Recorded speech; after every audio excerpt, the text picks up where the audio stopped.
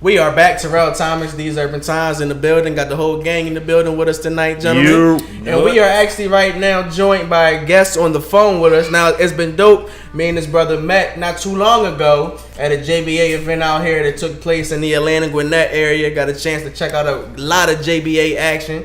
Been watching and covering some of the games this season, but this man is kind of the man behind the scenes. He's doing PR work for the JBA. Also does a lot of work with LeVar Ball and the Ball family. He also is a sports writer of his own right. He does sports writing and he's a sports analyst as well.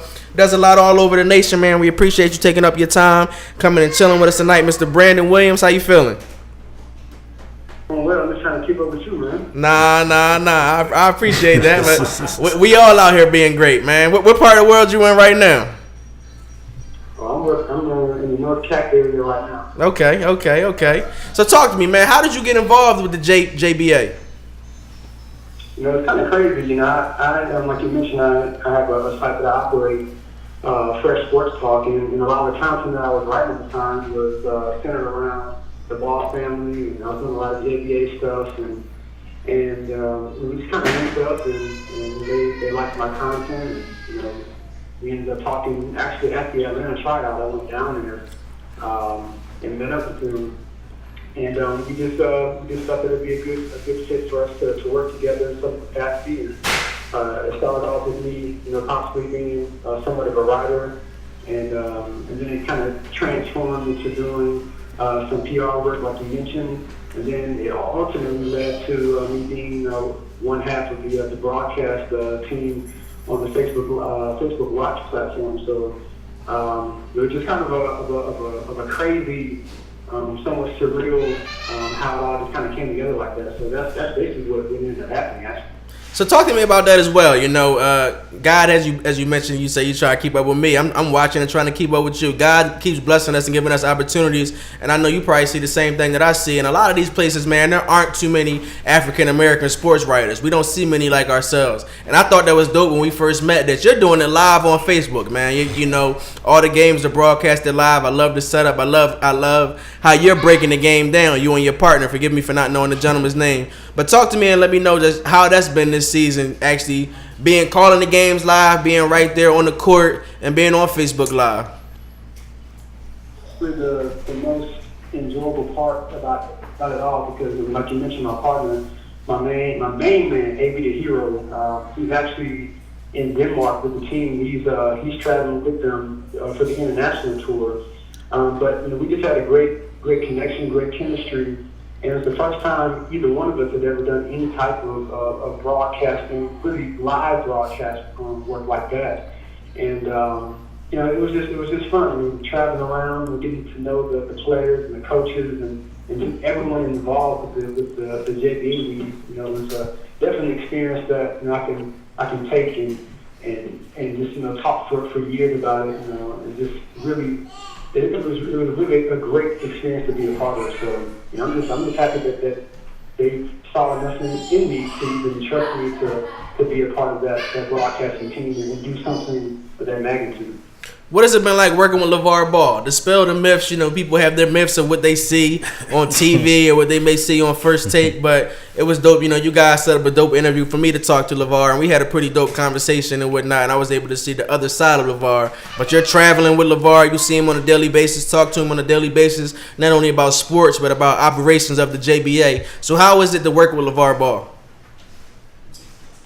You said the word myth. I mean, the funny thing about LeVar is what it is.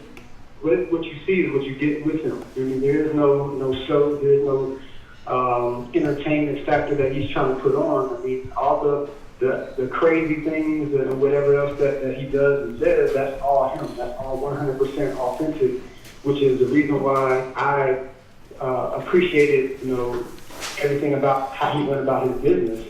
Because whether you liked it or whether you didn't like it, he was being real about it. He was being genuine. If he said something crazy or outlandish, it's like, hey, this is who I am. You know, if you don't like it, that's just what it is. And that's just how he was all the time. He actually, and this is one of the things that, you know, I was telling some other people, you know, when you appreciate someone from afar, you know, you don't want to meet them in person. Like, man, they ain't really what I thought they were. Like, I don't really vibe with them like that. But he's actually a really genuine good dude, and that's one of the things that I appreciated from meeting him in person. So, but yeah, you probably got the same thing when you spoke to him. Is that he's just a real dude. So that was probably the best thing about working with him, was just that he is who he is. Talk to me about the international games. We've seen a lot of promo. We see LiAngelo and LaMelo out in their JBA USA attire, and as you mentioned, they're over in Denmark, and they're going to China as well. Am I correct? Yeah, they're going to 18 different countries. So they're starting off in Denmark. They're going to go to Lithuania, pretty much do an entire Europe tour. Then they're going to go to China, Japan, and they're going to finish up in the Philippines. So, I would have loved to have traveled, but I got a wife and 3 kids, and that ain't going to happen. So, what are your expectations internationally? How would it help, for the brand and everything? Well, I mean, it's just anytime you get some international exposure, that just grows the brand in the way that they're really trying to do. They want to go global. We saw that earlier this year. They went to China, had a pop-up shop in China, did pop-up shops in London. Pretty much everywhere that they've gone, they're trying to expand and grow as much as they can. Just to let people know that, hey, we're going to start this thing in-house, family-oriented, and we're going to grow it as a grassroots apparel company, bringing in the basketball league, the entire scope of things, and we're going to do it our way. And that's the big baller way, and that's how LeVar and everybody is following along the footsteps within that family. And I definitely salute him. My hats definitely go off to him and how he's been able to manage this whole thing in such a short time. So, Brandon, this is Brandon. So tell me about the development of LaMelo. What do you think about the development over the last year? It's very interesting. I followed them when they went over to Lithuania. I watched him a little bit in high school before his, I was watching a lot of the AAU that he was doing last year. And then, of course, when he went over to Lithuania. And the thing that we weren't able to see as much in Lithuania was mainly because he wasn't playing as much with the top team, with the LKL team that he and Jello were playing on. But what I was able to see in the JBA league was that he was showcasing a level of dominance that you just typically don't see from a 16-year-old, 6'5", 6'6", having the ability to dribble effectively with both hands, penetrate, he can shoot it from deep. The IQ and the way that he plays the game is, I was just so fascinated by it because, watching it up close in person, he just makes the game look so easy. That was probably the biggest takeaway, is that he played the game very effortlessly, and I think that's why he gets so much criticism, because you're like, man, he ain't playing hard, he's not playing defense. Some of that's by design, but he's not playing defense, but a lot of it, he just makes it look so daggone easy. So that was probably my biggest takeaway of watching him this entire JBA season, and just coming from watching YouTube clips or whatever online really doesn't do any justice. Okay. Brandon, this is Cregg here. I know you were talking about you watched LaMelo in high school, but I know you covered Lonzo as well in high school. How was that? Well, actually, I wasn't. I didn't cover Lonzo in high school, but I did watch him a lot while he was at UCLA and this past season with the Lakers. And the thing that I noticed about him was, and I talked to LeVar about this, is that he's a basketball savant. He plays the game in a speed that you can't coach that. He plays it so fast, and it's almost like everybody else around him sees things in slow motion. To be able to run the ball, dribble the ball up the court as fast as he does, sees things, off of a rebound, just throw the ball ahead as quick as he does in a blink of an eye. You just don't see that as someone who is 19 playing in the NBA at the highest level in the world. He just basically came in there and was thrown in there without really any issue. The only issue he had was he couldn't shoot the ball. If he shoots a few percentage points higher, we're not talking about his shot. We're talking about him possibly the rookie of the year. He probably would have averaged about 13. Say that one more time. Say that one more time. Rookie of the year, right? I think so. I was just telling these cats the same thing. I said exactly what you said. Hold on, but what you missed is he said if. But hey, he had to play a few more games, and that would have been him. I said the exact same thing, man. Is he fixing his shot? Is what I. He is. He's fixing it. He's been working on it. So let me ask you this. This is Terrell again. We're gonna get off of the Ball family for a little bit. I know that you do a lot, as we mentioned, in sports writing and sports reporting as well. Outside of the JBA, I know you cover and you watch NBA games. You see what's going on. Of course, there were a lot of moves made in the offseason. We see LeBron going to the Lakers, DeMarcus Cousins going to the Golden State Warriors. We now know that Jimmy Butler is looking to be traded at some point this season. What are your thoughts and expectations for this upcoming NBA season? It's definitely exciting. Anytime you take the best player in the world and you move him to the Western Conference into a powerhouse or a storied franchise like the Lakers, I mean, that's really what the game needs. They needed some sort of a paradigm shift with that. And now you're starting to hear the chatter around everybody else to figure out what moves they're going to make. Kawhi is thinking about going to the Clippers. Jimmy Butler's thinking about going to the Clippers. Like you said, Boogie Cousins is now forming with 4 other All-Stars and going to the Warriors. I mean, it's crazy, and you know how it is.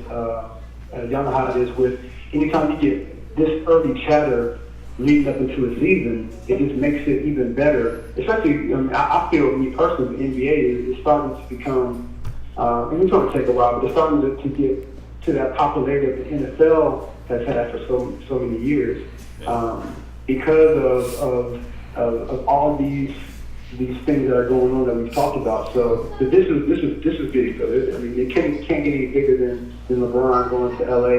And I'm expecting to see some crazy stuff. I really think the Lakers are going to surprise a lot of people, and they may just actually find themselves in the NBA Finals this year.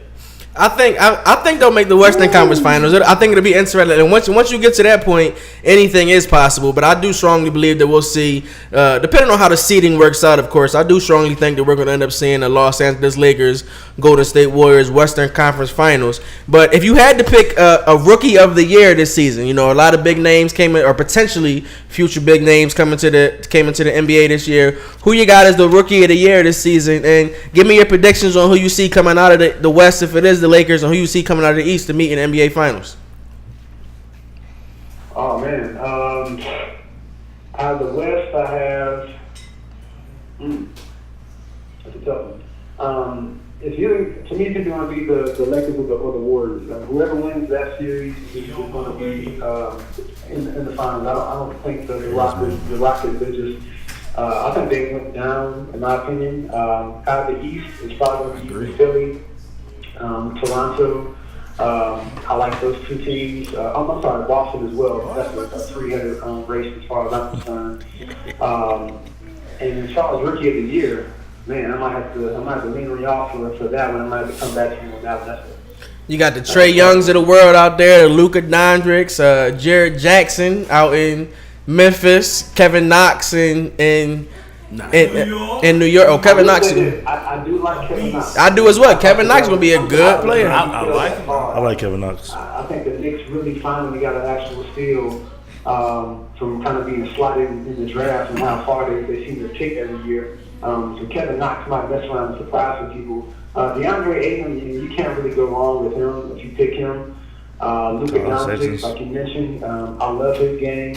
I know y'all from in the Atlanta area. I'm not really going to think too much on Trey Young. Oh yeah, I'm going with Trey, man. I'm going with Trey. The disrespect.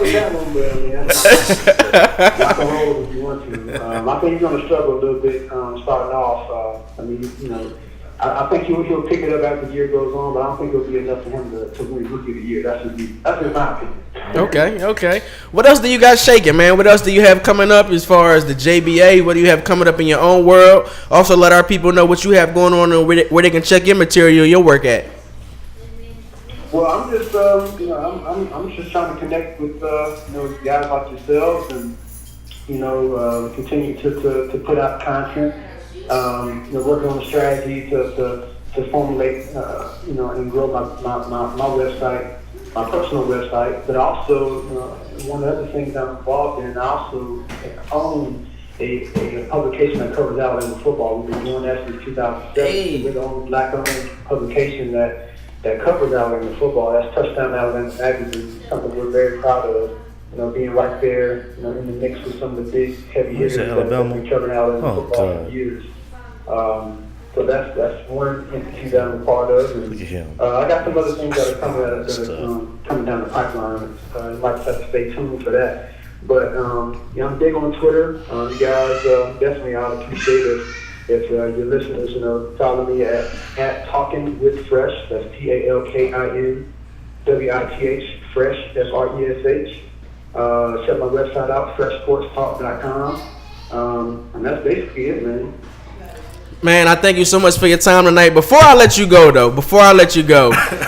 just got to say, one of our other co-hosts, Cregg, that you were talking to a moment ago, he's a big Alabama fan as well. Unfortunately. So I'm quite sure. Roll Tide. I'm quite sure he wants to ask you something about the upcoming game this weekend. Absolutely. What I really want to know is, and I didn't know you were with Touchdown Alabama because I definitely follow you guys follow you on Twitter.